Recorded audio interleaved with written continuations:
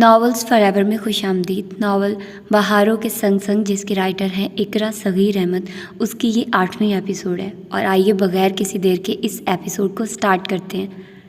کیسے کٹے وہ ہجر کی راتیں، گزری ساعتوں کی بات نہ کر، گر ملنا ہے تو بڑھ کر آؤ، اب روٹھنے کی بات نہ کر۔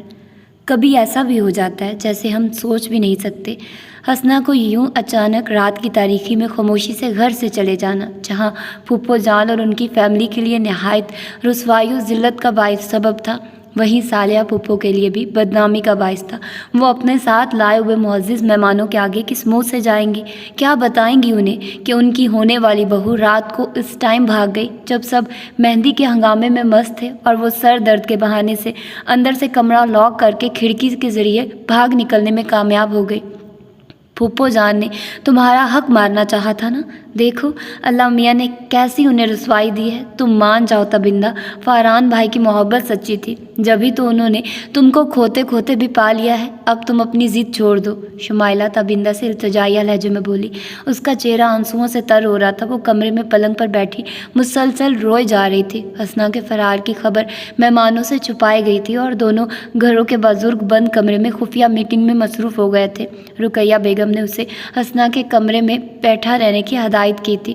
وہ لاک لگا کر اندر بیٹھ گئی تھی۔ اس کا دل و دماغ بے قابو تھا۔ حسنہ سے اتنے گرے ہوئے رویے کی توقع تو اسے ہرگز بھی نہ تھی۔ وہ کیوں گئی، کس کے ساتھ اور کہاں گئی، یہی سوال اسے الجھا رہے تھے۔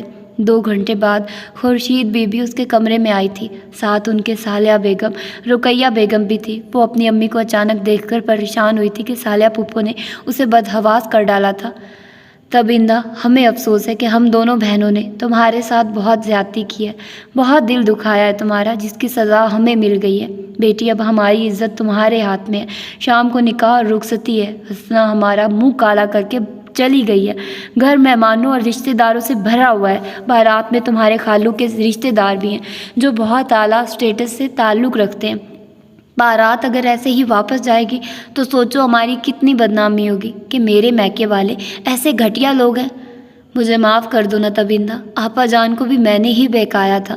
مجھے معلوم تھا تم بہت معصوم اور باحیا و با کردار لڑکی ہو، مگر اس وقت میں خود غرض بن گئی تھی۔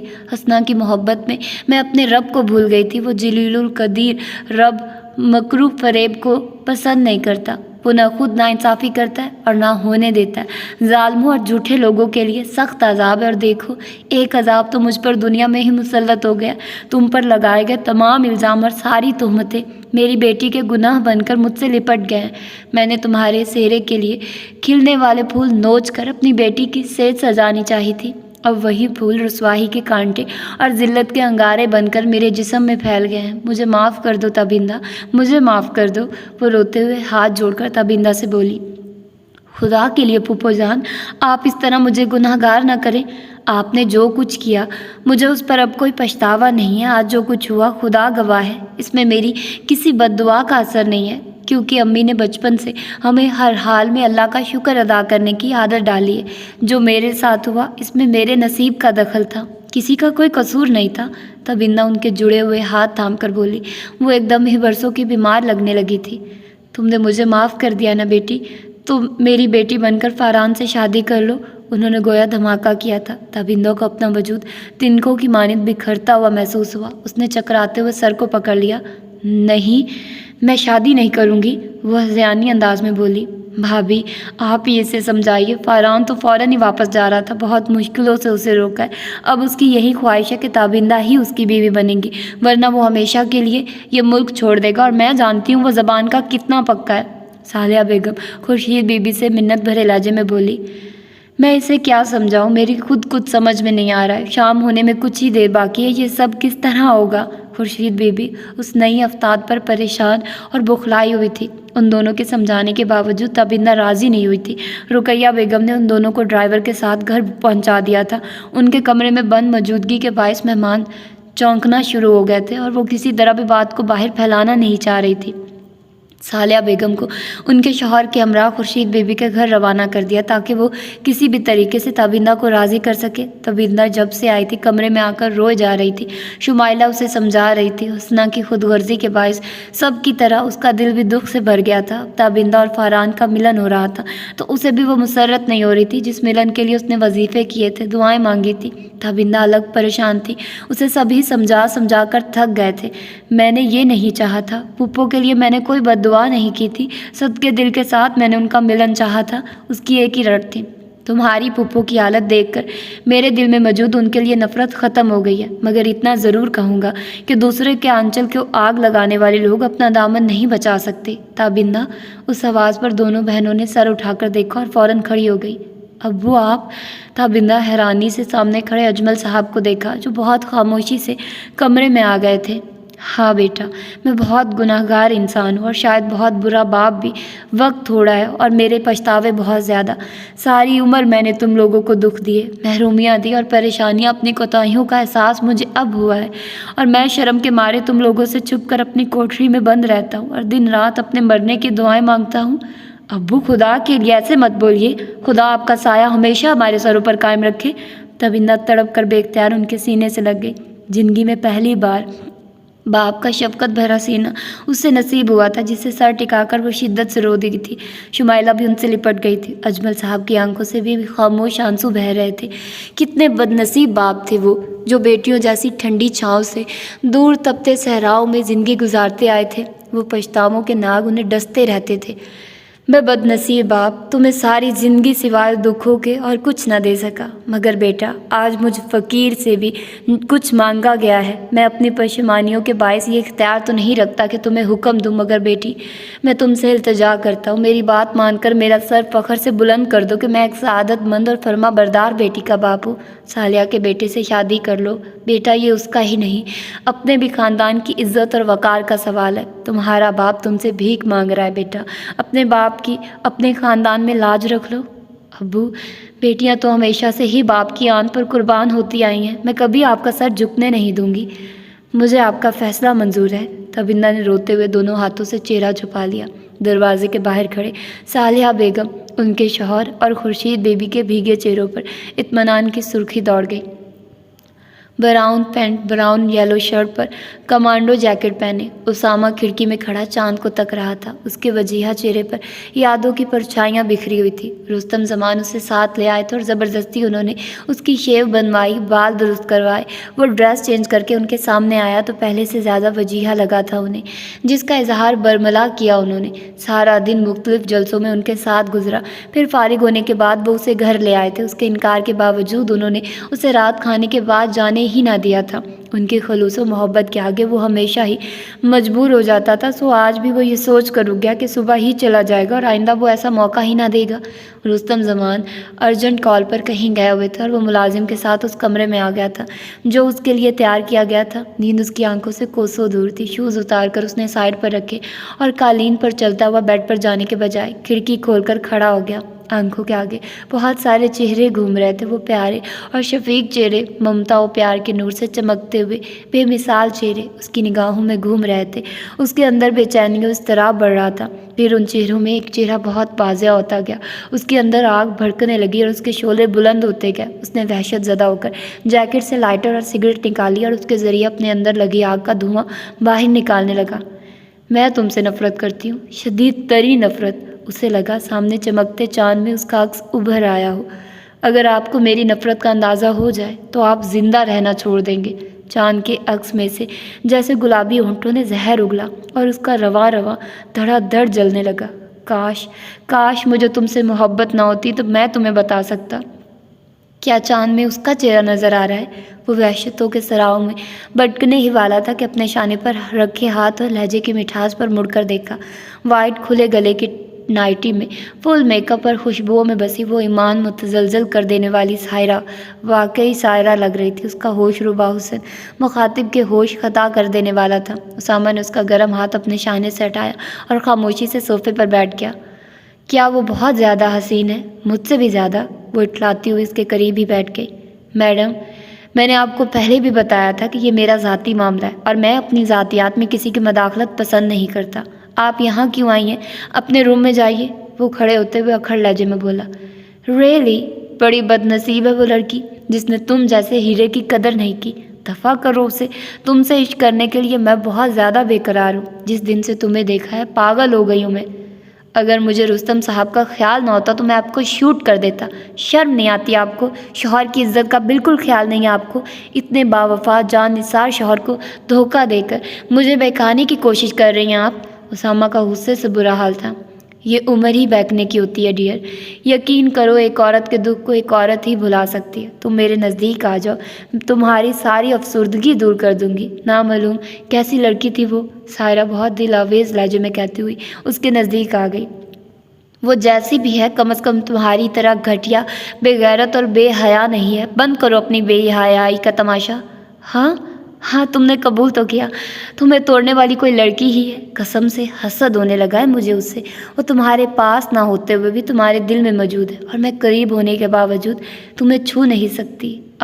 کیسی بد نصیب ہوں میں۔ مگر آپ جاتی ہیں یہاں سے، یا میں رستم صاحب کو بلا کر آپ کی وفاداری کا ثبوت دکھاؤں؟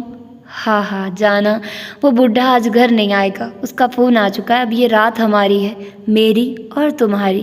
آؤ سب بھول جاؤ، میری طرف دیکھو، مجھ میں کیا کمی ہے؟ خوبصورت ہوں، جوان ہوں، صرف ایک دفعہ میرے نزدیک آ جاؤ، سارے غم بھلا دوں گی۔ پلیز اسامہ، کم آن، وہ جذباتی انداز میں اس سے لپٹتے ہوئے بولی۔ اسامہ نے اس کے بال پکڑ کر اسے خود سے دور پھینکا۔ دوسرے لمحے وہ زخمی ناگن کی طرح بل کھاتی ہوئی اٹھ گئی تھی۔ قبل اس کے کہ میں تمہارا خون کر دوں، دفع ہو جاؤ یہاں سے، وہ اپنے شعلے اگلتی آنکھوں سے اسے دیکھتا ہوا دھاڑا۔ میرا نام بھی سائرہ ہے، میرے آگے پتھر بھی موم ہو جاتے ہیں۔ تم میری بات مانو گے، تمہیں میری خواہش پوری کرنی ہوگی، ورنہ دیکھو ایسے حالات پیدا کر دوں گی میں، اپنا لباس پھاڑ ڈالوں گی، اور صبح اپنا یہ پھٹا ہوا لباس اس بڈھے کے علاوہ سب پریس والوں کو دکھاؤں گی کہ تم نے رستم زمان کی گھر میں غیر موجودگی سے فائدہ اٹھا کر مجھے بے آبرو کیا۔ پھر تمہارا سارا کریئر مٹی میں مل جائے گا، لوگ دشمن ہو جائیں گے تمہارے، عوام تھوکے گی تم پر، اور اسامہ ڈیئر تم ساری زندگی ذلت کی گزارو گے، کبھی اپنی بے گناہی ثابت نہیں کر سکو گے۔ بولو اب کیا بولتے ہو؟ اس کی نگاہوں میں شیطانی چمک تھی۔ میں بہت بکھرا ہوا ہوں سائرہ، پلیز مجھے مزید مت بکھیرو، وہ بیڈ پر شکست خوردہ سا لیٹتے ہوئے بولا۔ سائرہ کا سحر تمہیں سمیٹ لے گا جان، سائرہ مسرور سے اس کے نزدیک بیٹھتے ہوئے بولی۔ کاش تم مجھے پہلے مل گئے ہوتے، وہ مدہوش سی اس کے سینے پر سر رکھتے ہوئے بولی۔ خیر اب بھی کوئی بات نہیں، جب بھی میں تنہا ہوں گی تمہیں رنگ کر لیا کروں گی، تم آ جایا کرو گے نا۔ یہ کیا کر رہے ہو؟ سامن نے ایک دم ہی اسے بیڈ سے دھکا دے کر نیچے گرا دیا تھا اور خود بھی بیڈ سے نیچے آ گیا تھا۔ تم جیسی عورتیں ان باوفا اور باحیا بیویوں کے کردار پر لگنے والا بے حیائی کا داغ ہو جو اپنے شوہر کے علاوہ دوسرے مرد کا تصور بھی حرام سمجھتی ہیں، تم جیسی بد کردار عورتیں نوجوانوں کو گناہ کے اندھیروں میں بھٹکا کر گمراہی کے رستے پر ڈال دیتی ہیں۔ تمہیں زندہ نہیں چھوڑوں گا۔ میرا نام بھی اسامہ ملک ہے، بچپن سے مجھے مذہب کے اصولوں پر چلنے کی ہدایت کی گئی ہے۔ تم جیسی لاکھوں فحشائیں بھی مجھے گناہ کی دلدل میں نہیں گھسیٹ سکتی۔ وہ دونوں ہاتھ اس کی گردن پر رکھے دبائے جا رہا تھا۔ اسی وقت وہ جنونی ہو رہا تھا۔ سائرہ کی آنکھیں پھٹ گئی تھی، وہ خود کو بچانے کے لیے بری طرح مچل رہی تھی۔ ایک لمحے کے لیے اسامہ کی گرفت ڈھیلی ہوئی اور اسی لمحے وہ تڑپ کر اسامہ کی گرفت سے نکل گئی۔ تم پاگل ہو گئے ہو، مجھے مار کر نہیں بچ سکو گے، وہ کھانستے ہوئے بولی۔ میں اس معاشرے سے برائیوں کا خاتمہ چاہتا ہوں، اور تم جیسی برائیوں کا سب سے پہلے خاتمہ ہونا چاہیے، وہ اس کی طرف بڑھتا ہوا سخت لہجے میں بولا۔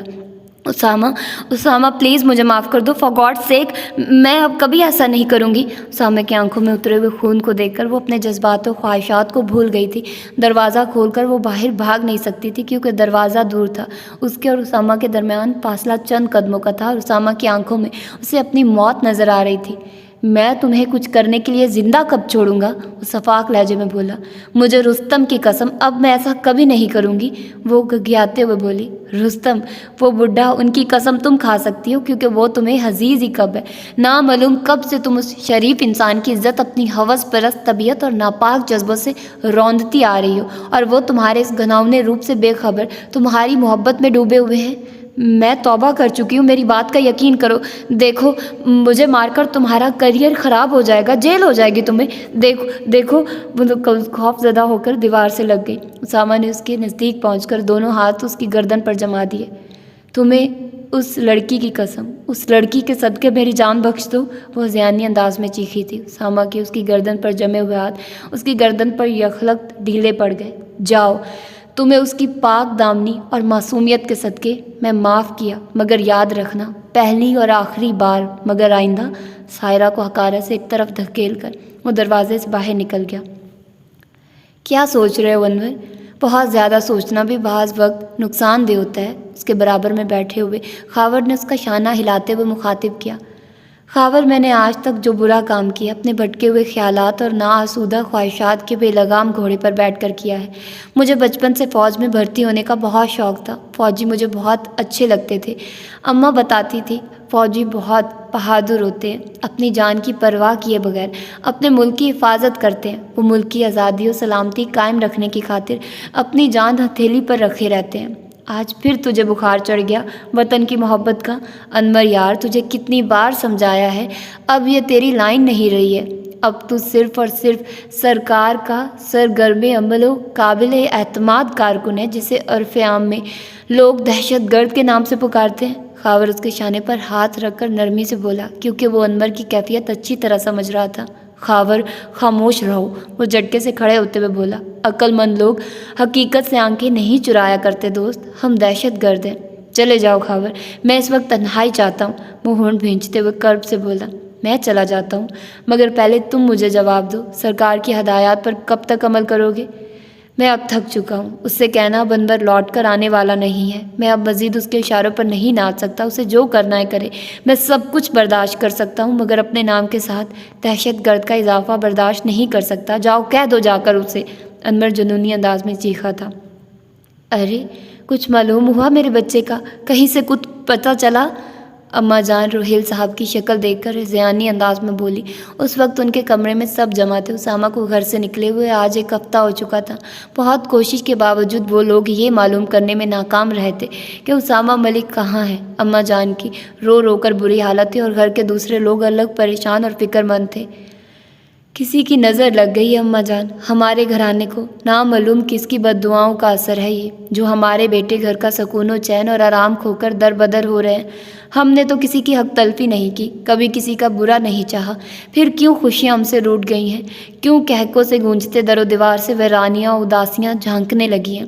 کس کی آہیں کیوں ہمارے آنگن میں گونجنے لگی ہیں؟ عظمت بیگم جو پہلے ہی نبیل کی جدائی کا دکھ برداشت کر رہی تھی، اسامہ کے متعلق اماں جان اور کوثر بھابھی سے سن کر بہت رنجیدہ ہو گئی تھی۔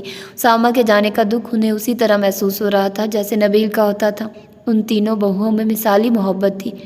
فوزیہ کا نامعلوم کیا حال ہو رہا ہوگا، اسد اسے زبردستی ساتھ لے گیا ہے۔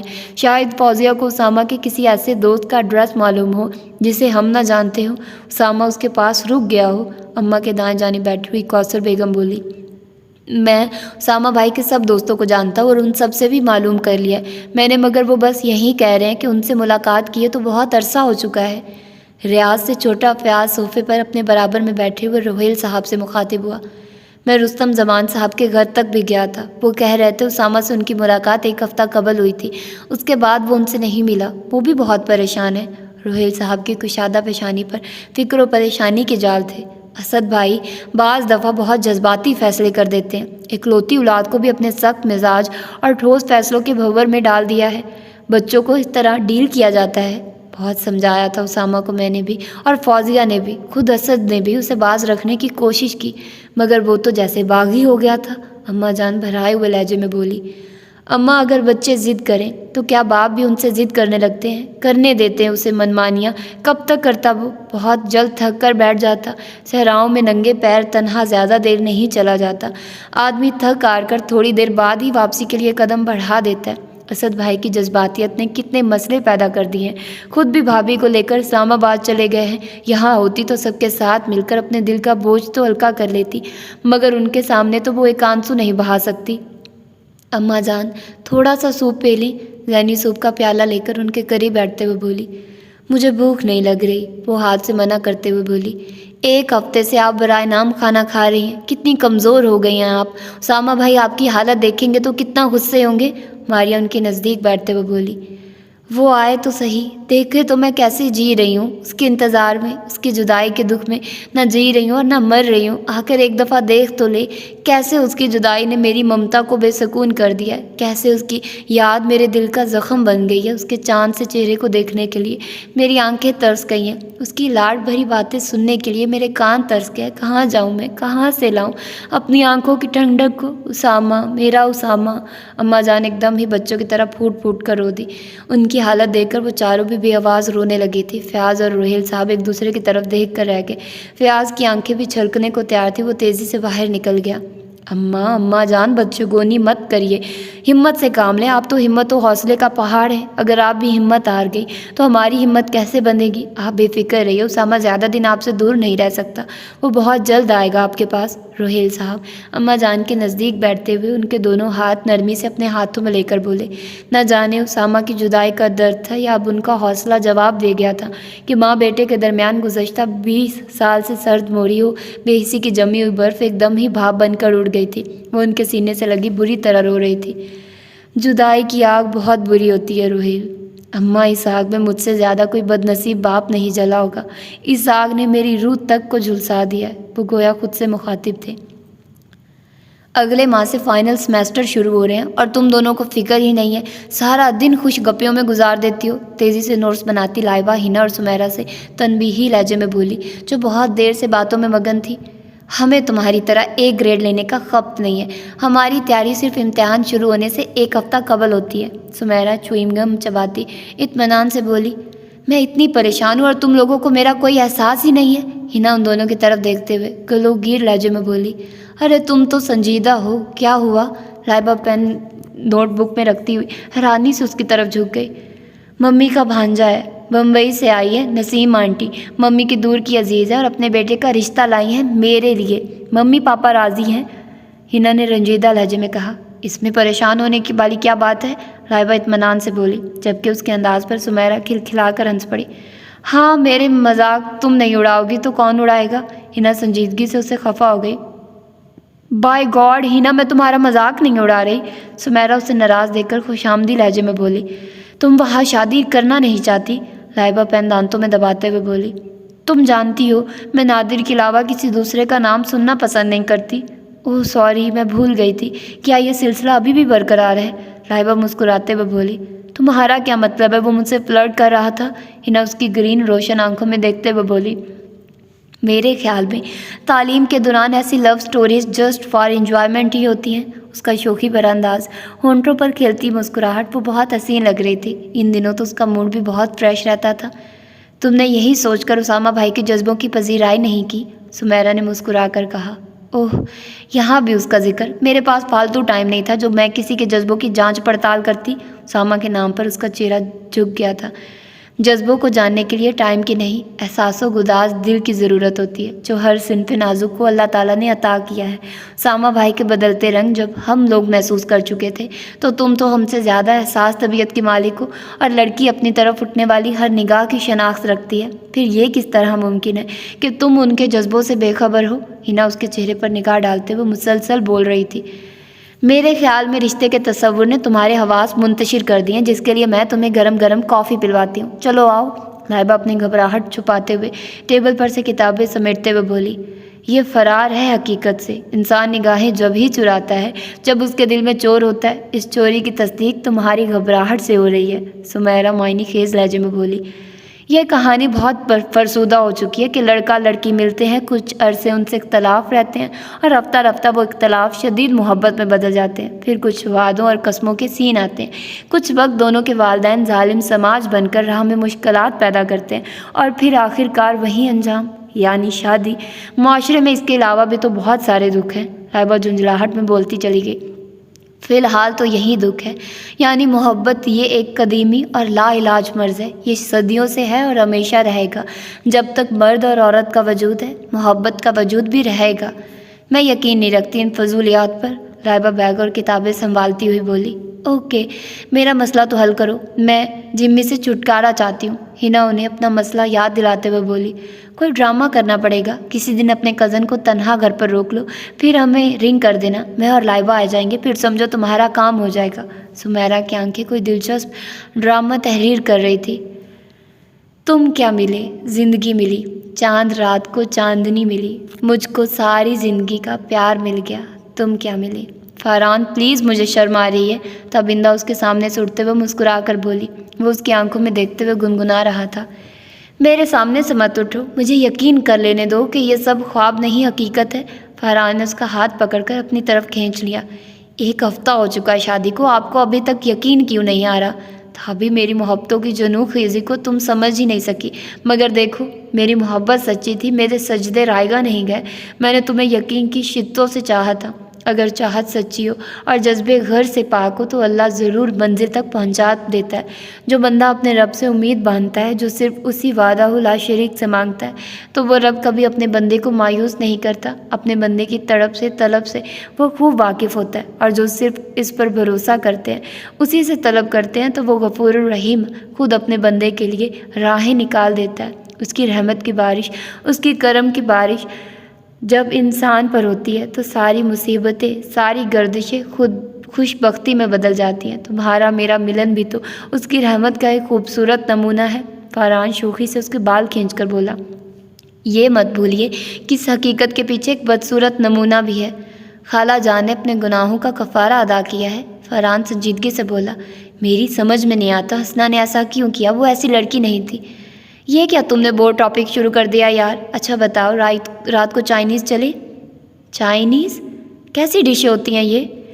ग्रीन रेशम जॉर्जेट की मकैश काम वाली साड़ी में गोल्डन ज्वेलरी और मेकअप में तबिंदा किरणों की तरह जगमगा रही थी। 1 हफ्ते में फरहान की बेइंतहा मोहब्बतों ने उसे बहुत पुरएतमाद बना दिया था। चाइनीज़ डिशों में मशहूर डिशें हैं मेंढक का चार, कछुए के सिरी पाए, मगरमच्छ का रोस्ट। तौबा फरहान, तबिंदा मुंह बनाते हुए उठ गई तो फरहान का जानदार कहकर कमरे में गूंज उठा। फरहीन, अब मुझसे नहीं चला जाता, अगर एक कदम और आगे बढ़ी तो मैं गिर जाऊंगी। शुमाइला करीबी बंगले के बाहर बने सिंगी चबूतरे पर बैठी हुई बोली। बहुत टाइम हो चुका, अब तो फरिया ने अपना केक भी काट लिया होगा। फरहीन भी थकी हुई नजर आ रही थी। तुम्हारी गलती है, क्यों कहा था तुमने फरिया का घर जानती हो? हाँ, ये तो मैं अब भी कह रही हूँ, घर देखा हुआ है मेरा, मगर मैंने उसकी स्ट्रीट की पहचान न्यून साइन बोर्ड से लगाई थी। वो मुझे यहाँ कहीं नज़र नहीं आ रहा। यहाँ गलियाँ भी सब एक जैसी हैं, कुछ मालूम नहीं हो रहा। कुछ मालूम नहीं हो रहा, दिल तो कर रहा पत्थर उठाकर तुम्हारे सर पर दे मारूं। अकल से पैदल लड़की, साइन बोर्ड तो बदलते ही रहते हैं, कुछ और नहीं मिला था तुम्हें? शुमाइला गुस्से से चीख कर बोली। प्लीज़ आहिस्ता बोलो ना। फरहीन इधर उधर देखते हुए बोली। ये अमीरों का इलाका है, यहाँ किसी को इतनी फुर्सत नहीं होगी जो हमारी बातें सुने। शुमाइला बेपरवाही से बोली। चलो अब उठो ना, देखो शायद अगली स्ट्रीट में फरहीन का घर हो। दुरुस्त कहा है किसी सियाने ने कि बेवकूफ़ दोस्त की दोस्ती से अक्लमंद दुश्मन की दुश्मनी बेहतर होती है। और तुम्हारी जैसी साफ गौर मुँह फट दोस्त के बारे में किसी ने कुछ नहीं कहा। फरहीन जलकर बोली।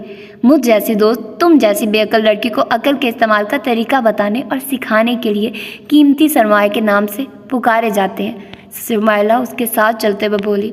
दुनिया में ज़्यादा लोग अपनी खुशफहमी की बदौलत ही जिंदा हैं। फरहीन चढ़ाने के अंदाज में बोली। फरहीन, वो सामने देखो कुत्ता, मुझे लग रहा है वो पागल है। शुमाइला सामने ब्लैक गेट से बाहर निकलते खूनखार कुत्ते की तरफ इशारा करते हुए खौफजदा लहजे में बोली। फरहीन की जैसे ही निगाह कुत्ते पर पड़ी वो चीख मारकर भागने लगी। उसकी इस हरकत पर कुत्ता भी ज़ोरों शोर से उनके पीछे लपका। शुमाइला भी बदहवास से फरहीन के साथ भाग रही थी। खामोश इलाके में उन दोनों की चीखों के साथ कुत्ते की भौंकने की आवाज़ें गूंज रही थी। उन दोनों को इस तरह भागते देखकर ऊपर नीचे खिड़कियों और टेरेस पर खड़े लोग कुछ मुस्कुरा रहे थे और कुछ कह के लगा रहे थे। फरहीन, इस गेट में घुस जाओ। शुमाइला ने भागते हुए उसे एक गेट की तरफ इशारा किया जो खुला हुआ था। फिर वो दोनों ही तेज़ी से अंदर घुस गई थी। कुत्ता आगे निकल गया था। उन दोनों ने कुछ देर वहीं रुककर अपना बुरी तरह फूला हुआ सांस दुरुस्त किया। साथ साथ वो लॉन का जायजा भी ले रही थी। सरसब्ज़ शादाब लॉन बहुत खूबसूरत तरीके पर फूलों और पौधों से सजाया गया था और लॉन के दरमियान खड़ी वो पुरशिकवा इमारत ताजमहल दिखाई दे रही थी। आज फिर खुदकुशी करने का इरादा है क्या? मर्दाना शोख आवाज़ पर दोनों ने ही मुड़कर देखा था। स्विमिंग पूल के पास खड़ा तौलिए से बाल रगड़ता हुआ वो नौजवान शुमाइला से मुखातिब था। क्यों, यहाँ क्या ट्रेनिंग करने खुदकुशी करने की ट्रेनिंग दी जाती है? شمائلہ اس اجنبی کے بے تکلف لہجے پر ناگواری سے بولی۔ شاید آپ نے مجھے پہچانا نہیں، وہ مسکرا کر بولا۔ مسٹر فری ہونے کی کوشش نہیں ہے، کتا ہمارے پیچھے لگا ہوا تھا اس لیے گیٹ کھلا دیکھ کر ہم یہاں گھس گئے۔ تم نامعلوم کیا سمجھ رہے ہو؟ چلو فرحین، وہ غصے سے کہتی ہوئی اس کا ہاتھ پکڑ کر گیٹ کی طرف بڑھتے ہوئے بولی۔ ارے رکیو تو، وہ بھاگ کر ان کے نزدیک آ گیا۔ کتا آپ کے پیچھے کیوں لگا تھا؟ یہ سوال آپ جا کر کتے سے پوچھیے۔ آپ کتے کو دیکھ کر کیوں بھاگی تھی؟ ظاہر سی بات ہے اگر وہ کاٹ لیتا پھر؟ شمائلہ اسے گھور کر بولی۔ پھر اس بیچارے کو 14 انجیکشن لگوانے پڑتے، وہ ہنستے ہوئے بولا۔ کیا مطلب ہے آپ کا؟ آپ کو کاٹنے کے بعد اس کا دماغ درست رہ سکتا تھا بھلا؟ بڑی معصومیت سے وضاحت آئی۔ وہ پہلے ہی پاگل تھا آپ کی طرح، سمجھے؟ شمائلہ چیخی۔ یعنی پہلی ہی نظر میں وہ؟ چلو فرحین، نامعلوم گفٹ بھی کہاں گر گئے ہیں؟ وہ ہکا بکا کھڑی فرحین کا ہاتھ پکڑ کر آگے بڑھنے لگی۔ ارے بیٹھیے نا، چائے پی کر جائیے گا، یہ ہماری خاندانی روایات کے خلاف بات ہے، شمیر ان کے آگے آ کر بولا۔ ہم یہاں مہمان نہیں ہیں اور نہ ہی ہمیں آپ کی خاندانی روایات نبھانے کی ضرورت ہے۔ آپ بھی تو کچھ بولیے، کیا زبان چلانے کا سارا ٹھیکہ انہوں نے لے رکھا ہے؟ شمیر فرحین کی طرف دیکھتے ہوئے بولا۔ میری سمجھ میں یہ معاملہ نہیں آ رہا، آپ کے انداز سے لگ رہا ہے کہ آپ شمائلہ کو جانتے ہیں، جبکہ شمائلہ کے انداز سے لگ رہا ہے آپ اس کے لیے اجنبی ہیں۔ فرحین سادہ طبیعت کی وجہ سے شمائلہ کا نام لیتے ہوئے بولی۔ ایک دفعہ یہ بد ضد تھی میری کار سے ٹکرا کر خودکشی کرنے کے لیے، بہت سمجھانے کے بعد انہیں مجھ پر ترس آ گیا تھا، ورنہ میں آج جیل کی ہوا کھا رہا ہوتا، وہ شمائلہ کی طرف دیکھتے ہوئے بولا۔ شمائلہ کے ذہن میں بجلی سی کوندی تھی اور اسے کچھ عرصے پہلے ہونے والی اپنی بے وقوفی یاد آ گئی تھی۔ اس دن وہ شدید غصے میں تھی، گھر کے حالات اتنے منتشر اور کشیدہ ہو گئے تھے کہ اس نے خودکشی جیسا ناقابل معافی گناہ اور ذلت و رسوائی والا جرم کرنے کا ارادہ کر لیا تھا۔ تھینکس گاڈ، آپ کی یادداشت تو بحال ہوئی، چلیے اسی خوشی میں چائے پی لیں۔ شکریہ۔ چلو فرحین، کمبخت کو ابھی تک میری شکل بھی یاد ہے، اس نے سوچا اور فرحین سے کہتے ہوئے آگے بڑھنے لگی۔ اس معاملے میں میری یادداشت بہت تیز ہے اور خاک سالک کا نام شمیر ہے۔ آپ کا کیا نام ہے مس شمائلہ؟ وہ تولیہ شانے پر ڈالتے ہوئے مسکراہٹ دبا کر بولا۔ Shut up! شمائلہ فرحین کا ہاتھ پکڑ کر گیٹ کی طرف بڑھ گئی۔ لڑکیوں کو یہ نام بہت زیادہ پسند ہے، دیکھیے سنبھل کر جائیے گا، ہو سکتا ہے باہر کتا آپ کا انتظار کر رہا ہو، شمیر پیچھے سے ہنستے ہوئے بولا۔ وہ فرحین کا ہاتھ پکڑ کر تیزی سے باہر نکل آئی تھی۔ تم انتہائی بے وقوف لڑکی ہو، کیا ضرورت تھی اس اجنبی کے آگے میرا نام لینے کی؟ باہر نکلتے ہی شمائلہ جھلا کر بولی۔ وہ عادت ہے نا، بے اختیار ہی نکل گیا تھا، فرحین بخلا کر بولی تھی۔ اسٹوپڈ، بے عقلوں کے سردار، کتے کو دیکھ کر بھاگنے کی کیا ضرورت تھی؟ تماشا بنا کر رکھ دیا۔ شمائلہ حسب عادت تیز لہجے میں اسے ڈانٹ رہی تھی، اسے وہاں سے گزرنے والے لوگوں کی قطعی پرواہ نہ تھی۔ مجھے کتوں سے بڑا ڈر لگتا ہے، بچپن میں کتے نے کاٹ لیا تھا، پورے 14 انجیکشن لگوانے پڑے تھے، وہ بھی پیٹ میں، جب سے آج تک کتے کی تصویر دیکھ کر بھی مجھے ڈر لگتا ہے۔ ویسے ایک بات ہے، کتے کو ہم نے ہرا دیا ہے، فرحین ہنستے ہوئے بولی، تو شمائلہ بھی وہ منظر یاد کر کے ہنس پڑی۔ اب دفع کرو، فریہ کو مغرب کا وقت ہونے والا ہے، گھر چلو۔ سردیوں کی خشک شامیں کسی قریب المرگ ضعیف کی ویران اور اداس آنکھوں کی طرح ہوتی ہیں، کبھی اس اداسی میں سکون و اطمینان ہوتا ہے تو کبھی ویرانی، بوجھل خاموشی اس حد تک مضطرب و بے قرار کر دیتی ہے کہ دل کرتا ہے سب چھوڑ چھاڑ کر کسی ایسی سنہری سندر خوابوں والی دنیا میں پہنچ جائیں جہاں ہر طرف پیار سے گنگناتے جھرنے ہوں، خوشی سے سرشار لہلہاتے سبزے ہوں، پرشوخیاں کرتے کھلکھلاتے رنگ برنگے پھولوں کی مہکار ہو، عطر بیز ہوائیں چلتی ہوں، جہاں صاف و شفاف بہتی ندی میں چاندنی کا عکس نظر آتا ہو، سورج کی شعاؤں نے جہاں فضا کے نوخیز حسن کو جوان اور رنگین بنا رکھا ہو، مگر خواہشات، حسرتیں، آرزوئیں، تمنائیں کسی روپ میں دل میں ہلچل مچائیں، برگلائیں، بہکائیں۔ خود جنم لینے کا اختیار ان کے پاس ہے مگر اپنی پرورش پر ان کا اختیار نہیں ہوتا، پھر یہ اپنی بقا کے لیے دنیا کو اپنا تابع بنانا شروع کر دیتی ہیں۔ جو دل مضبوط اور قوت ایمانی سے لبریز ہوتا ہے وہاں پہ سر پٹک پٹک کر خود ہی مر جاتی ہیں۔ جہاں دلوں میں حرص، حسد، کینہ، لالچ بھرا ہوگا وہاں ان کی جڑیں مضبوط ہو جاتی ہیں اور جلدی تناور درختوں کی صورت اختیار کر لیتی ہیں۔ پھر یہ خواہشات انسان کو اس طرح جکڑ لیتی ہیں کہ انسان ان کی تکمیل میں حرام و حلال کی تمیز بھلائے، دنیا کی جستجو میں دین و آخرت کو بھلائے، گناہوں کی دلدل میں دھنستا چلا جاتا ہے، آخر کار زیست ساتھ چھوڑنے لگتی ہے اور خواہشات کی منہ زور موجیں اسے بے موت مارتی ہیں۔ زندگی ختم ہو جاتی ہے، خواہشات کے ڈھیر آرزوؤں کے الاؤ یوں ہی جلتے رہتے ہیں، تمنائیں بھاگ کر کسی اور دل پر قبضہ کر لیتی ہیں۔ زندگی ختم ہو جاتی ہے، خواہشات زندہ رہتی ہیں، آرزوئیں کبھی نہیں مرتی۔ جو انہیں چاہتا ہے، جسے ان سے پیار ہوتا ہے، اسے دنیا میں ذلیل کرتی ہیں اور آخرت میں خوار۔ ہیلو، کیا سوچ رہی ہیں ماما؟ لائبہ جو ابھی اپنے کمرے سے آئی تھی سامنے بیڈ پر لیٹی ماما کو سوچوں میں گم دیکھ کر ان کے قریب آ کے بولی، سو کر اٹھ گئی آپ؟ ان کے بیمار چہرے پر نرم مسکراہٹ بکھر گئی۔ امتحان کا بھوت سر پر سوار تھا، آج جان چھوٹی، اس لیے نیند بھی بھرپور آئی ہے۔ محسوس ہو رہا ہے مجھے۔ اس کا فریش گلابی چہرہ پھول کی طرح دلکش لگ رہا تھا، گرین روشن آنکھوں میں نیند کا خمار بڑا فسوں خیز تھا۔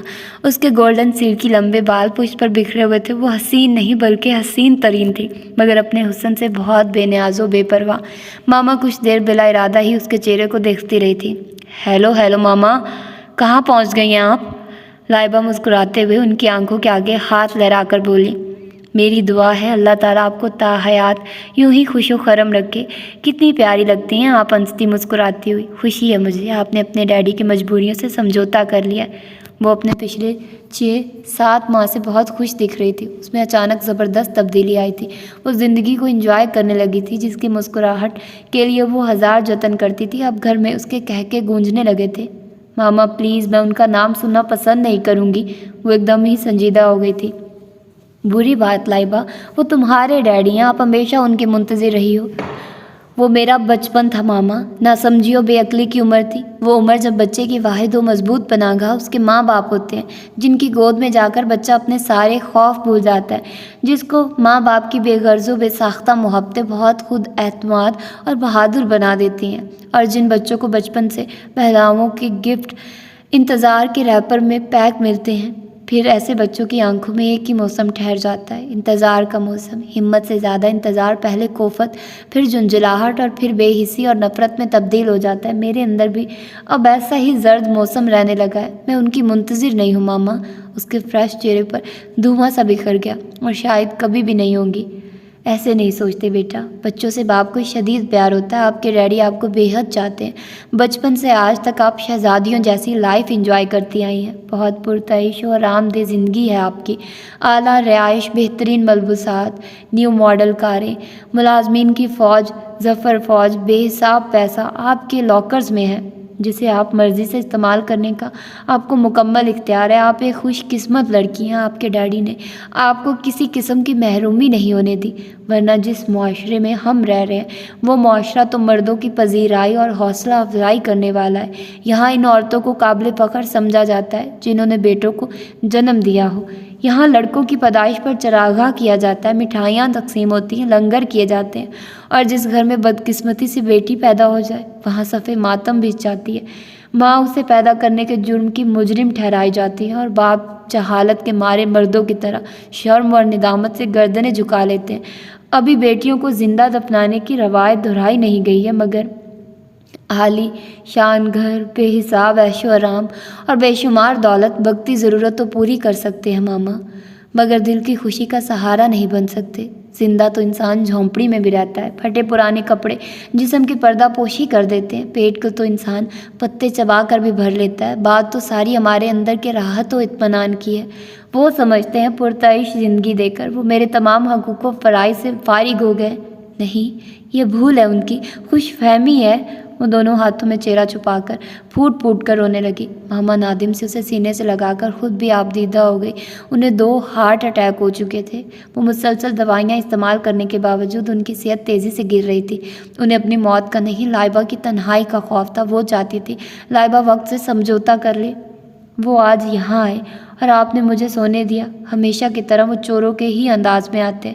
یا تو میں یونیورسٹی میں ہوتی ہوں، اور اگر گھر میں ہوں بھی تو وہ میرے سونے کا ٹائم ہوتا ہے اور میرے اٹھنے سے پہلے ہی چلے جاتے ہیں، تاکہ میرا ان کا سامنا نہ ہو جائے اور برسوں کا قائم کردہ ان کا پردہ ٹوٹ نہ جائے۔ کیسا سنگین مذاق ہے یہ، ایک باپ کا بیٹی سے پردہ کرنا۔ دنیا میں ہوتا ہے ایسا بھی کہیں؟ گھر کے مالک کے آنے سے پہلے تمام ملازمین کی اس لیے چھٹی کر دی جاتی ہے کہ کہیں ملازمین ان کو پہچاننے نہ لگے۔ ایک باپ بیٹی سے اس لیے نہیں ملتا کہ وہ مجبور ہے۔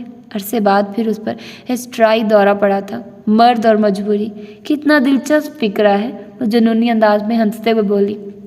لائبہ چلو وضو کرتے ہیں، مغرب کی اذان ہونے والی ہے، چلو آؤ۔ ماما تدبیر سے اسے وحشتوں کے سمندر سے کھینچ لائی، مگر انہیں معلوم تھا وہ ساری رات روئے گی اور اس کے آئندہ 3-4 دن خاموشی اور اداسی میں گزریں گے۔ ایک دفعہ ہفتہ تو لگے گا ہی اسے نارمل ہونے میں۔ گولڈن اور پنک چمکدار لیمپ کے شیڈ سے نکلتی مدھم روشنی رائٹنگ ٹیبل پر رکھی فائلوں، پین کور اور موبائل ٹیلی فون کے سرخ کلر کو منور کر رہی تھی۔ اسد صاحب سلیپنگ سوٹ میں ملبوس کرسی پر بیٹھے انہماک سے فائلوں پر جھکے ہوئے تھے۔ ان کے ہاتھ میں پکڑا قیمتی اور نایاب قلم بہت تیزی سے چل رہا تھا۔ ان کے وجیہہ چہرے پر ہمیشہ رہنے والی سنجیدگی تھی۔ خوبصورت فریم کا نازک سا چشمہ ان کے چہرے کو بہت پروقار بنا رہا تھا۔ وہ چند لمحے کے لیے ہاتھ روک کر سامنے مجسمے کی طرح بیٹھی فوزیہ بیگم کو دیکھتے، پھر ہونٹ بھینچ کر دوبارہ اپنے کام میں مشغول ہو جاتے۔ فوزیہ بیگم دکھ اور درد کی زندہ تصویر نظر آ رہی تھی۔ پپوٹے ان کے رونے کی وجہ سے بھاری اور سرخ ہو رہے تھے۔ چہرہ تباہ شدہ بستی کا سما پیش کر رہا تھا۔ وہ ہر 2 منٹ بعد ٹھنڈا سانس لیتی جس میں ایک آہ چھپی ہوئی تھی۔ اس سخت سردی میں آپ ہمیں ٹھنڈی آہیں بھر کر مارنا چاہتی ہیں؟ اسد صاحب لمحے بھر کو ان کی طرف دیکھتے ہوئے مبہم سا مسکرا کر بولے، میرا لخت جگر 1 ہفتہ ہو گیا مجھ سے دور ہے۔ میری راتوں کی پرسکون نیند، دن کا چین و آرام سب رخصت ہو گیا ہے۔ اس کے بغیر میری زندگی سمندر سے جدا ریت پر تڑپتی مچھلی کی طرح ہے۔ اس کے بنا میں نامعلوم کیسے زندہ ہوں۔ اسد صاحب کی بات نے گویا تصویر کو بھی قوت گواہی دے دی تھی۔ سنا تھا بیٹے جوان ہو جائیں تو بیویاں شوہروں کی پرواہ کرنا چھوڑ دیتی ہیں۔ وہ سمجھتی ہیں بیٹا بڑھاپے کا سہارا، اس عمر کے سرد و گرم سے بچانے والا مضبوط صاحبان ہوگا۔ مگر وہ خوش قسمت مائیں ہوتی ہیں جن کے بیٹے جوان ہو کر ان کے خوابوں کی حسین تعبیریں بن جاتے ہیں، جن کی سعادت مندیوں، خدمت و گزاری بڑھاپے کے بوجھ سے چٹکنی ہڈیوں کو دوبارہ جوان اور توانا کر دیتی ہیں۔ آپ خوش قسمت ماں نہیں ہیں۔ آپ کے بیٹے کے جوان خون میں سرکشی و بغاوت دوڑ رہی ہے۔ ہر دھرمی اور ضد، گستاخی و نافرمانی وجود میں سانس کی طرح رواں دواں ہو چکی ہے۔ کاش اس بیٹے کی جگہ کوئی بیٹی ہو جاتی۔ اس کی سعادت مندی، خدمت گزاری، فرما برداری اور محبت کبھی ہمیں شرمندگی اور ندامت سے سر نہیں جھکانے دیتی۔ بہت احمق ہوتے ہیں وہ لوگ جو بیٹی کی نہیں بیٹے کے پیدا ہونے کی دعائیں مانگتے ہیں۔ کوئی بتائے، کوئی سمجھائے ان ناسمجھ لوگوں کو کہ بے وقوفو، بیٹیاں اللہ کی رحمت اور بیٹے زحمت بلکہ لعنت ہوتے ہیں اگر میرے جیسا بیٹا ہو تو۔ اسد صاحب کے سرخ و سفید چہرے پر دکھ اور ملامت سرخی بن کر چھا گئی تھی۔ وہ اضطرابی کیفیت میں کرسی چھوڑ کر کھڑے ہو گئے۔ آپ بیٹے سے بہت بدگمان ہو گئے ہیں۔ میرا اسامہ ایسا نہیں ہے، وہ برا نہیں ہے۔ میں نے کسی باپ کو بیٹے کے اتنے خلاف نہیں دیکھا۔ اس کی سیاست کو آپ نے ناقابل معافی جرم قرار دے دیا ہے۔ ارے جن کے بیٹے عیاش و بدمعاش ہوتے ہیں، ان بیٹوں کے باپ بھی تو ان کے تمام گناہوں کو چھپا کر نیک اور شریف ظاہر کرتے ہیں۔ پھر میرا بیٹا تو بہت معصوم اور ایسی تمام گندگیوں سے پاک ہے۔ زمانہ گواہی دے گا میرے بیٹے کے مضبوط کردار کی۔ کالج سے یونیورسٹی تک اس کا کوئی اسکینڈل نہیں بنا۔ حالانکہ میرے بیٹے کے پاس کسی چیز کی کمی نہیں ہے۔ وجاہت بھی اس کے پاس لاسانی ہے اور پیسے کی بھی کوئی کمی نہیں ہے۔ لڑکیوں کے آگے بڑھنے کے باوجود وہ دور رہا ہے۔ پھر بھی آپ کہتے ہیں وہ آپ کے لیے لعنت ہے۔ کیسے ظالم باپ ہیں آپ۔ میرے جیسا بیٹا تو صدیوں کے بعد پیدا ہوتا ہے۔ سچا، مخلص، ہمدرد، لوگوں کے دکھ سکھ سمجھنے والا۔ نامعلوم اس وقت کہاں در در کی ٹھوکریں کھا رہا ہوگا۔ ان کا سفید چہرہ آنسوؤں سے تیزی سے بھیگنے لگا۔ سارے زمانے کا درد اپنے جگر میں لیے پھرتا ہے۔ کسی نہ کسی ہمدرد نے پناہ دے دی ہوگی۔ نہیں ہے میرا بیٹا ایسا۔ عزت نفس اور خودداری اس میں کوٹ کوٹ کر بھری ہوئی ہے۔ السلام علیکم۔ دروازہ نوک کر کے روہیل صاحب اندر آ گئے۔ وعلیکم السلام۔ آؤ روہیل بیٹھو۔ صوفے پر بیٹھتے ہوئے اسد صاحب ان سے مخاطب ہوئے، بھابھی جان پلیز خاموش ہو جائیے۔ یہ کیا حلیہ بنا رکھا ہے آپ نے؟ چلیے فریش ہو کر آئیے، اس طرح تو آپ بیمار پڑ جائیں گی۔ وہ محبت سے ان کا ہاتھ پکڑ کر اٹھاتے ہوئے بولے۔ ان کے اور اسامہ کے درمیان بے تکلفی سے فوزیہ بیگم واقف تھی۔ ان کے چہرے پر نگاہ پڑتے ہی انہیں محسوس ہوا جیسے سگا ہمدرد مل گیا اور ان کی حالت ہو بھی ایسی ہی رہی تھی۔ تھکن اور فکر سے چہرہ اداس تھا، چال شکستہ اور نڈھال تھی۔ ان کے آنسو اور زیادہ تیزی سے بہنے لگے۔ روہیل، کچھ معلوم ہوا میرے اسامہ کا؟ آپ پہلے فریش ہوں، اس طرح رو کر بدشگونی مت کریں۔ وہ غصے میں چلا گیا ہے، جب غصہ اترے گا تو خود ہی آ جائے گا۔ جسے آپ جیسی ماں اور پیار کرنے والی دادی ملے وہ بہت عرصہ گھر سے باہر نہیں رہ سکتا۔ آج نہیں تو کل وہ ضرور آ جائے گا۔ وہ نہیں آئے گا، اس طرح نہیں آئے گا روہیل، وہ بہت حساس اور غیرت مند ہے۔ وہ نہ ماں پر کوئی غلط لیبل لگائے گا اور نہ باپ کو ملک بدر ہوتے دیکھ سکے گا۔ تم کہیں سے بھی ڈھونڈ کر اسے لے آؤ خدا کے لیے۔ روہیل صاحب کی شانے سے سر ٹکا کر رونے لگی۔ احمق عورت، تمہاری اسی جذباتیت نے بیٹے کا مستقبل تاریک کر دیا ہے۔ ایک دن نہیں، تم ساری زندگی اسی طرح روتی رہنا، یہی مقدر ہے تمہارا۔ اسد صاحب غصے سے بولے، بھیا بہت سنگ دل ہو گئے ہیں آپ۔ اکلوتے بیٹے کے لیے اتنی سنگ دلی اور بے حسی نہیں ہونی چاہیے۔ آپ جو بھی اس کے متعلق سوچتے ہیں وہ سب غلط ہے۔ فوزیہ بیگم کو باتھ روم ڈور تک چھوڑ آنے کے بعد وہ اسد صاحب کے قریب بیٹھتے ہوئے بولی، روہیل تم بھی اماں اور فوزیہ کی طرح یہی سمجھتے ہو کہ مجھے اس نالائق سے پیار نہیں ہے؟ یہ کیسے ہو سکتا ہے بھیا کہ آپ کو اسامہ سے محبت نہ ہو؟ روہیل سنجیدگی سے بولے، میں بزنس مین ضرور ہوں مگر عام بزنس مین کی طرح مجھے نہ پیسے سے والہانہ محبت ہے اور نہ میں ہر وقت 2 اور 2 22 کے چکر میں رہنے والا شخص ہوں۔ میری انتھک محنت صرف اس لیے ہے کہ مجھ سے کوئی غیر قانونی کام یا ایسا گناہ نہ ہو جائے جس کی وجہ سے مجھے اس دنیا میں بھی ذلت و رسوائی اٹھانی پڑے اور آخرت میں بھی اللہ کی رحمت سے محروم ہو جاؤں۔ ہمیشہ میں نے ایمانداری سے وطن کی عزت کا خیال رکھا ہے۔ میں ہر وہ کام کرتا ہوں جس کا حکم اللہ تعالیٰ نے دیا ہے۔ میں نے ایک حد مقرر کر رکھی ہے، میانہ روی میرا شعار ہے، اور حد سے تجاوز کرنے والوں کو تو اللہ بھی پسند نہیں کرتا، چاہے وہ دین کا معاملہ ہو یا دنیا کا۔ اعتدال اللہ کو پسند ہے مگر اس نالائق کی طبیعت اس سمندر جیسی ہے جس میں ہمہ وقت طوفانی لہریں ہلچل مچاتی رہتی ہیں۔ وہ خود بھی منہ زور طوفان بن گیا ہے۔ ٹھہراؤ اور سست روی اسے چھو کر بھی نہیں گزری۔ انتہا پسند ہے وہ، اور مجھ سے بھی ایسی ہی حرکتوں کی توقع رکھتا ہے۔ لیکن گستاخی معاف بھیا، اسے بے قصور گھر سے نکال کر آپ نے انتہا پسندی کا ثبوت دیا ہے۔ آپ نرمی سے اس پر اپنے خیالات واضح کر سکتے تھے، پیار محبت سے اسے اپنے راستے پر چلا سکتے تھے۔ روہیل صاحب بھی بدستور سنجیدہ تھے۔ میں نے سب کچھ کر کے دیکھا ہے، نرمی غصہ سب کر کے دیکھا ہے، مگر اس پر بھوت سوار ہو گیا ملک کو سنوارنے کا۔ سیاست کے علاوہ بھی اور بھی بہت سے ذریعے ہیں ملک سے اظہار محبت کے لیے، اس کی سلامتی اور ترقی کے لیے، مگر سیاسی میدان میں اس کی چھلانگیں مجھے منظور نہیں ہیں۔ ہمارے ہاں سیاست کے معنی بدل چکے ہیں، معیار گھٹیا ترین ہو گیا۔ جب لوگ مجھ سے پوچھتے ہیں آپ کا بیٹا سیاست دان بن گیا ہے تو یقین کرو روہیل، میں شرم کے مارے نگاہ نہیں اٹھا پاتا ہوں۔ ہتک محسوس ہوتی ہے مجھے، اپنی گالی کی طرح لگتا ہے یہ لفظ مجھے۔ اسے میں نے ہر طرح کی سہولت دی، دنیا کی تمام آسائشیں اس کے آگے ڈھیر کر دی، لاکھوں روپیہ وہ بینک سے ہر ماہ نکلواتا ہے۔ میں نے آج تک اس سے حساب نہیں مانگا کہ وہ ہر آسائش و سہولت ملنے کے باوجود اتنا ڈھیر پیسہ کہاں اڑاتا ہے۔ 3 ٹیکسٹائل ملز میں اس نے اپنی مرضی سے مزدور بھرتی کیے ہیں، 4 شوگر ملز میں بھی اور لیدر کے کارخانوں میں بھی اسی نے مزدور بھرتی کیے ہیں۔ سب کی تنخواہیں ڈبل رکھوائی ہیں، پھر ہر ماہ کا راشن، تعلیم اور میڈیکل کی سہولت اور کنوینسز بھی کمپنی کی طرف سے دی ہیں، اور پھر سالانہ بونس الگ۔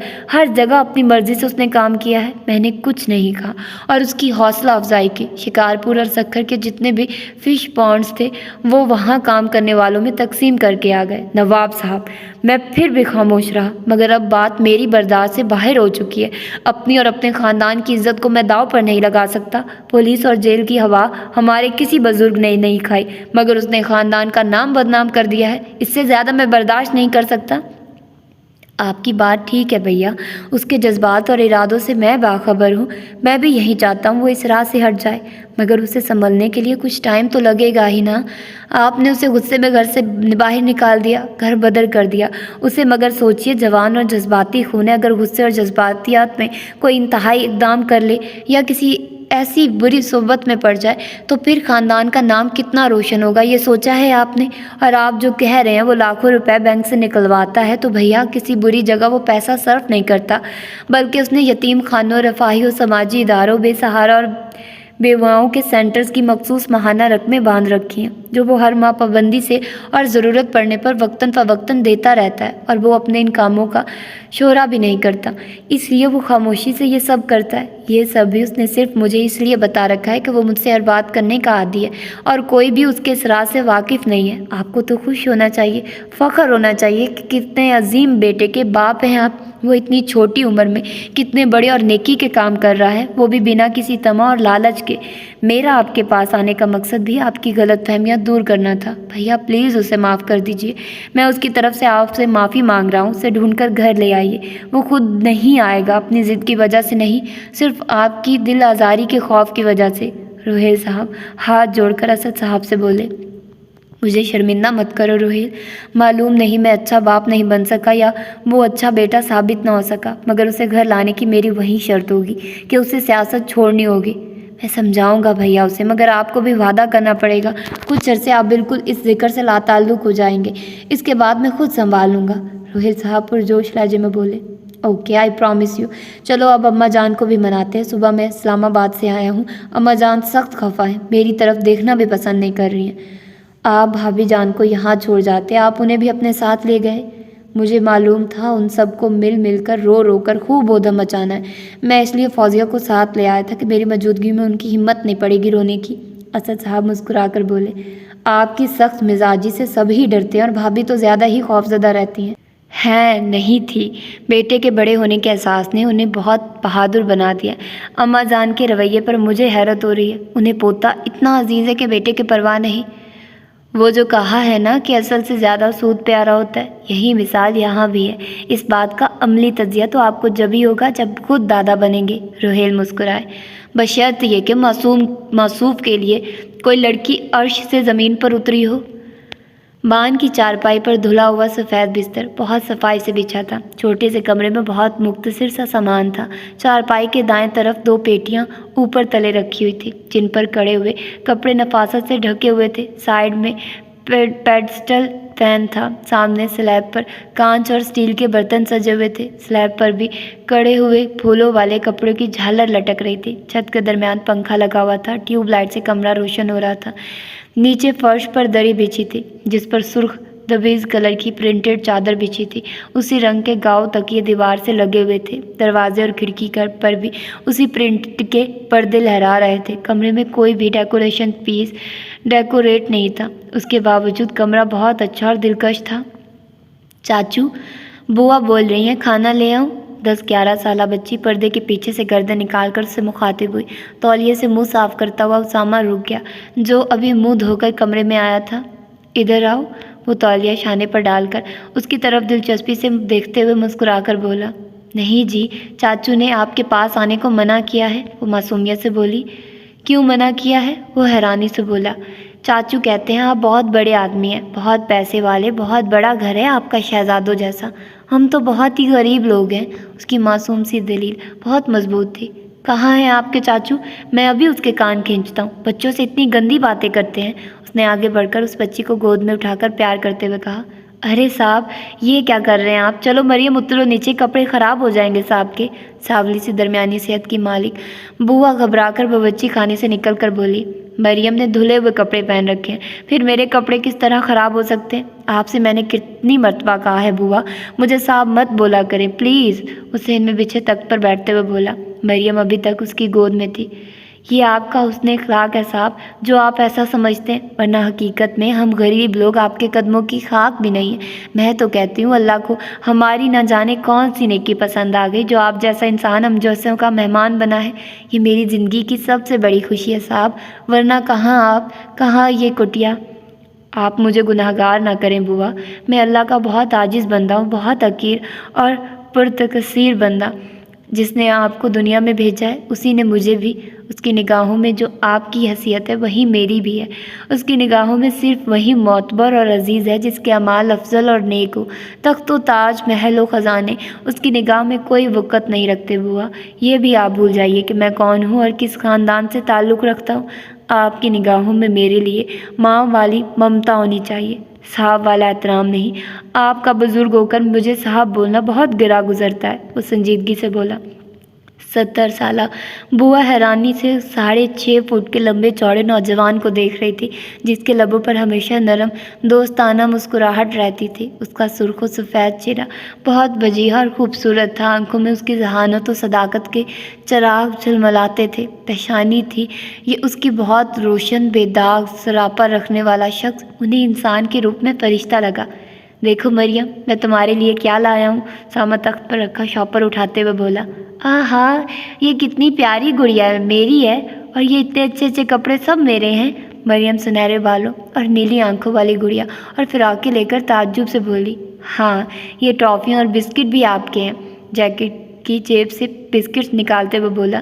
آپ اتنا کچھ کیوں لے آئے؟ یہ اتنے مہنگے کھلونے، کپڑے، اس طرح تو اس کی عادت بگڑ جائے گی۔ آپ کا یہی احساس بہت ہے کہ آپ نے منع کرنے کے باوجود اتنا راشن گھر میں بھروا دیا ہے کہ وہ مہینوں چلے گا۔ بوا مریم کے کھلونے اور رنگ برنگی خوبصورت فراقیں دیکھتے ہوئے شرمندہ سی بولی۔ چھوڑیے بوا، مریم کو آپ شہزادی بنا کر رکھا کریں، وہ بے پرواہ انداز میں بولا۔ آپ کھانا کھا لیں، افضل تو نہ جانے کب آئے گا۔ مجھے ابھی بھوک نہیں لگ رہی ہے، میں افضل کا انتظار کروں گا، وہ مریم کی طرف دیکھتے ہوئے بولا، جس کا معصوم چہرہ مسرتوں سے چمک اٹھا تھا۔ آپ بہت اچھے ہو چاچو، بہت پیارے، مریم اس کے قریب آ کر اس کا گال چوم کر بولی۔ اب تو آپ کو مجھ سے ڈر نہیں لگتا نا؟ اس کے انداز پر وہ ہنس کر بولا۔ مریم نفی میں گردن ہلاتے ہوئے اپنی فراقیں اور کھلونے سمیٹ کر اندر کمرے کی طرف بڑھ گئی۔ نومبر کی سرد رات تھی، آسمان پر دھند سی چھائی ہوئی تھی، خشک اور ٹھنڈی ہوا جسموں میں کپ کپی پیدا کر رہی تھی۔ لوگ سر شامی کمبلوں اور لحافوں میں دبک گئے تھے۔ سامہ سلیپر اتار کر تخت پر ہی بیٹھ گیا تھا۔ دو چھوٹے کمروں اور مختصر سے صحن والا یہ گھر افضل کا تھا، جسے اس کی ماں کی نفاست پسندی اور سلیقہ مندی نے نکھار دیا تھا۔ گو کہ گھر میں سامان ضروریات زندگی کے لیے ناکافی تھا، لیکن اس سادہ اور چھوٹے سے گھر میں اسے حقیقتاً دلی سکون ملا تھا، ورنہ ساحرہ کے ہاتھ سے نکل کر وہ جنونی کیفیت میں وحشت زدہ ساری رات مختلف پارکوں اور سڑکوں پر چکراتا رہا تھا۔ اس کے اندر کی وحشت اور جنون کو سکون نہیں ملا تھا۔ ساحرہ اسے پہلی ہی ملاقات میں نہیں بھائی تھی۔ اس کے بے باک اور نمائشی انداز اسے سمجھا گئے تھے کہ وہ کس قسم کی عورت تھی۔ یہ احساس تو ہر مرد میں ہی ہوتا ہے کہ وہ پہلی ہی نگاہ میں سمجھ جاتا ہے کہ عورت کس نیچر کی ہے۔ وہ ان راہوں سے ناواقف صحیح، مگر شعور آنے کے بعد وہ اسرار جس سے انسان ناواقف رہتا ہے، وہ ازواجی رشتے جو ناسمجھی کی عمر میں مخفی رہتے ہیں۔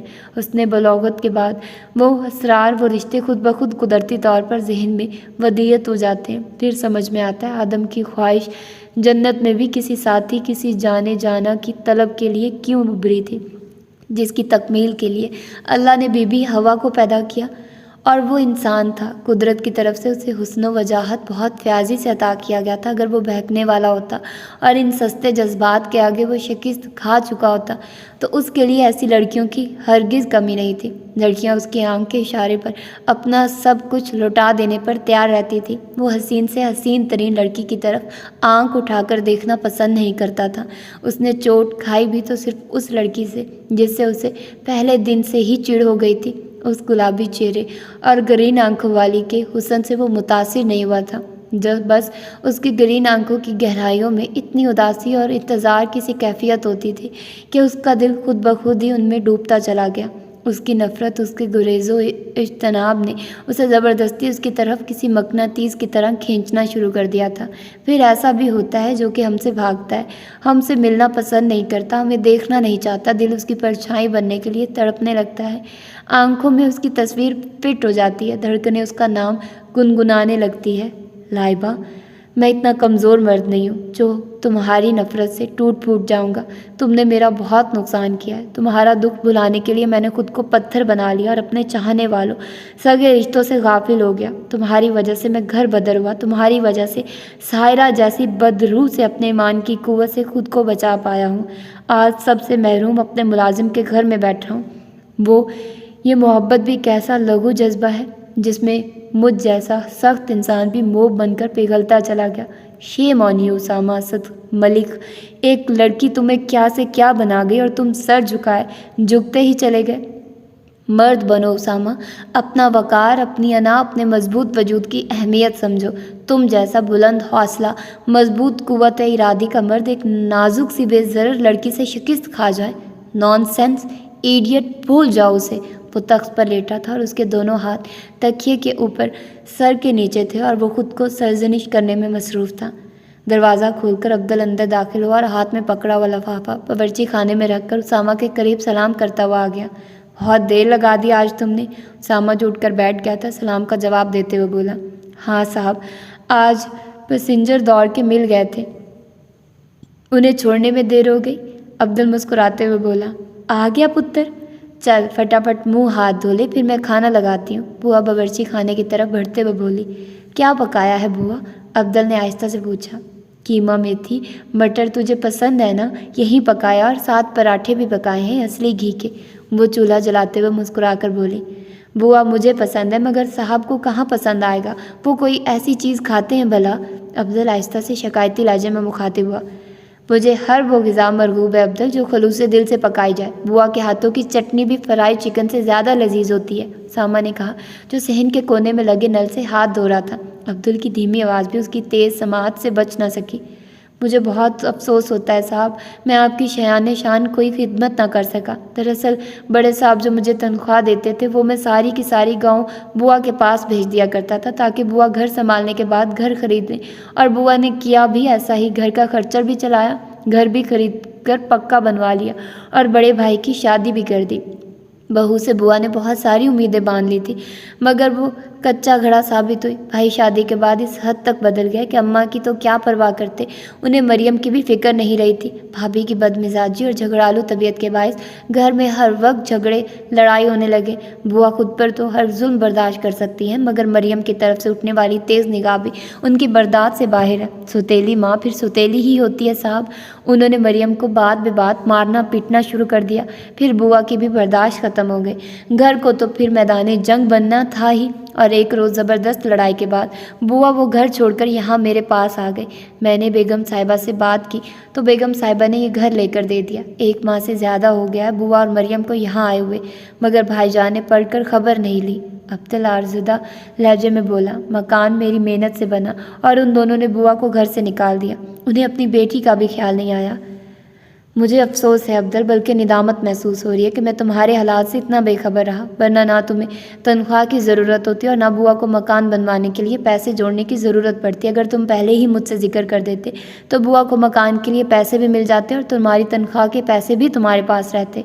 सामा जो बहुत तवज्जो से सब कुछ सुन रहा था अब्दुल के शाने पर हाथ रख कर बोला, नादिम तो मैं हूँ साहब, वरना आपने बेगम साहिबा, बड़े साहब और अम्मा जान ने हर तरीके से मेरी मदद की है। उस घर में नौकर होते हुए भी नौकर होने का एहसास नहीं हुआ। सबका रवैया और मोहब्बत घर के लोगों की तरह ही मिलती रही, वरना ऐसे लोग कहाँ होते हैं। मैं अभी भी कह रहा हूँ अब्दुल, तुम वापस कोठी चले जाओ। किराए की टैक्सी से सारे दिन ख्वार होने के बावजूद तुम खुद कफील नहीं हो सकते। सामा उसके साथ कमरे में बिछे हुए दस्तरख्वान के पास बैठते हुए बोला, जहाँ बुआ ने खाना लगा दिया था। नहीं साहब, आपके बगैर तो वो घर काट खाने को दौड़ता है। वो अपने लिए प्लेट में सालन निकालता हुआ बोला। सामा के लिए उसने पहले ही निकाल दिया था।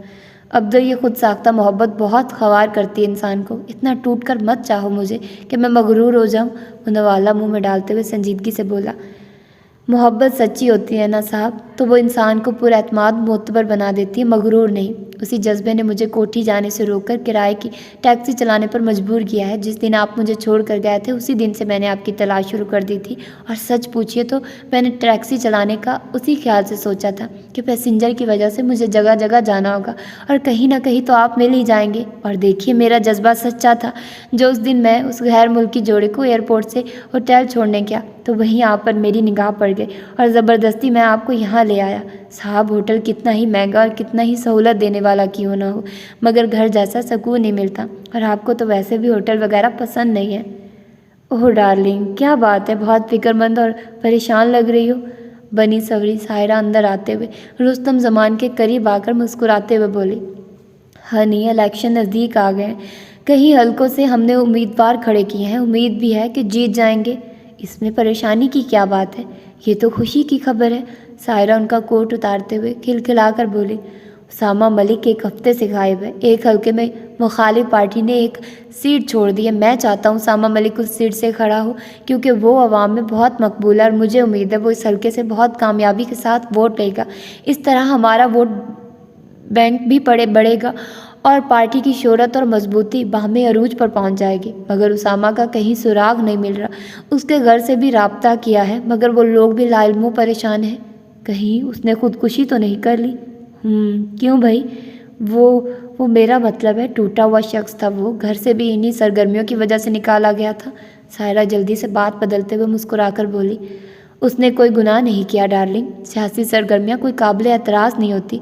दरअसल उसामा उस फैमिली से ताल्लुक़ रखता है, दौलत और सरवत जिस ख़ानदान की हमेशा से लौंडी चली आ रही है, और ऐसे लोगों को गरीबों पर गुजरने वाले फाकों और गुर्बत का एहसास कम ही होता है। ऐसे शहनशाहों में हमदर्द गुदास दिल रखने वाले इंसान किस्मत से ही पैदा होते हैं। रुस्तम जमान थके थके से अंदाज में सोफे पर बैठ गए। اس قدر پریشان مت ہو، اخبارات میں اشتہار دیں کہ پیارے اسامہ ملک تم جہاں کہیں بھی ہو فوراً گھر چلے آؤ، تمہیں کچھ نہیں کہا جائے گا، تمہاری فکر میں تمہارے سسر کی حالت حواس باختہ ہے، اگر کسی صاحب کو اسامہ کے بارے میں کوئی خبر ہو تو برائے مہربانی اطلاع دیں، اطلاع دینے والے کو معقول انعام سے نوازا جائے گا، دیکھیے گا کس طرح لوگ اسے دریافت کریں گے۔ رستم زمان اس کی شوخ مزاجی پر بے ساختہ ہنسے تھے۔ اگر وہ اس ایج کے ہوتے تو تلاش گمشدہ کا اشتہار چھپوانے میں میں ذرا بھی تعامل نہیں کرتا۔ وہ مسکراتے ہوئے بولے، آپ کے حواسوں پر زیادہ وہ سوار رہتے ہیں، اور بھی تو ورکر ہیں پارٹی میں۔ قیمتی و نایاب موتی ہر سیپ میں نہیں ہوتے سائرہ ڈیئر، میں بہت خوش نصیب ہوں جو اتنا نایاب ہیرا مجھے ملا ہے۔ ورکرز تو لاتعداد ہیں، اگر ترازو کے ایک پلڑے میں ان سب کو اور دوسرے میں اسامہ کی قابلیت و ذہانت کو رکھ دیا جائے تو اس کی تنہا شخصیت کا پلڑا ان سب سے پھر بھی بھاری رہے گا۔ بہت دلیر، نڈر، پر اخلاق و بے ریا انسان ہے وہ، اور با کردار بھی۔ اوہ، اتنی مبالغہ رائے، آپ نے تو اسے انسان نہیں مافوق الفطرت شے بنا دیا ہے۔ سائرہ منہ بناتے ہوئے بولی، وہ آپ سے نہیں ہم سے قریب ہے، ہم اچھی طرح جانتے ہیں اسے۔ آپ فٹافٹ تیار ہو جائیے، شام کو پارٹی میں جانا، اور مجھے یقین ہے اسامہ وہاں ضرور آئے گا۔ وہ گولڈن انویٹیشن کارڈ ان کی طرف بڑھاتے ہوئے بولے۔ تو یہ ہے آج کی ایپیسوڈ۔ ہوپ سو کہ آپ لوگوں کو یہ ایپیسوڈ پسند آئی ہوگی، تو اپنا ڈھیر سارا خیال رکھیے گا، مجھے دعا میں یاد رکھیے گا۔ ملتے ہیں انشاءاللہ اس کی اگلی ایپیسوڈ میں۔ اللہ حافظ۔